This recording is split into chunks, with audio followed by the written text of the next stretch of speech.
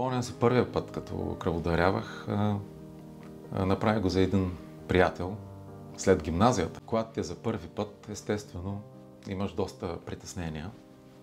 Нормално е в един такъв момент, но намираш сили и има неща, които ти помагат да ги преодолееш тези притеснения. Мисълта за другия човек, мисълта за това, че ще помогнеш на някой и за това, че искаш да го има на този свят, да помогнеш той да живее. Спомням се, даже тогава пътувахме до София с още двама приятели. Отидахме в центъра по кръводаряване. Малко страшничко беше, естествено, като за първи път, но съм много доволен, че го направих. С този човек поддържаме страхотна връзка. Един от най-добрите ми приятели. Има хора, които са в голяма нужда.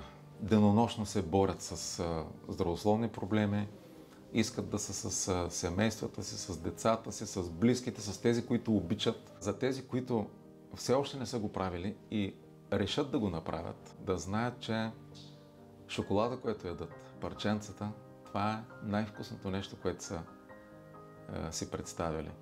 Защото то е преплетено с емоция, преплетено е с надежди, изпълнено с такива добри чувства към това, че си помогнал на някой човек да бъде.